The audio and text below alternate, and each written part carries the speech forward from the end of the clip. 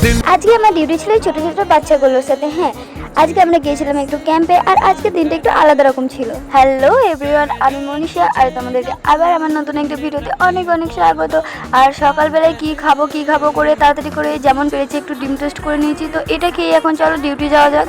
তো প্রথমে গিয়ে যা কাজ ছিল সেগুলো টুকটাক একটু করে নিচ্ছিলাম, আর তারপর আমাদের জন্য চলে এসেছিল চা, তো সেটাই খেয়ে নিলাম। পেশেন্টের কেয়ার করার সাথে সাথে নিজের কেয়ারটা একটু করতে হবে, তাই না?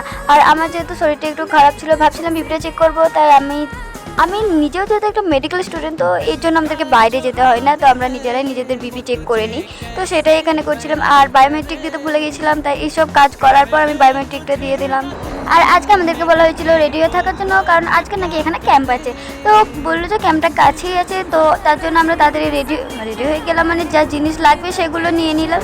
আমাদেরকে ক্যাম্পের জন্য এনেছিল স্কুলটাই, তো আমরা ভাবলাম হয়তো স্কুলের বাচ্চাদের সাথে ক্যাম্প আছে, যেহেতু আজকে চোখের ডক্টরের জন্য ক্যাম্পটা হচ্ছে, মানে যাদের চোখের প্রবলেম আছে তাদের দেখানোর জন্য এই ক্যাম্পটা করা হয়েছে। তো আমি প্রথমে ভাবলাম হয়তো এই বাচ্চাদেরই হবে, দিয়ে দেখলাম যে না, পাশে একটা গ্রাম পঞ্চায়েত আছে, তো সেখানেই হবে বয়স্কদের নিয়ে। যেহেতু ক্যাম্পটা অনেকক্ষণ ধরে চলছিল আর আমরাও দুপুরে কিছু খাইনি, তার জন্য এখান থেকে আমরা একটু টিফিন করে নিয়েছিলাম, তারপর তো রুমে গিয়ে আবার খাবোই।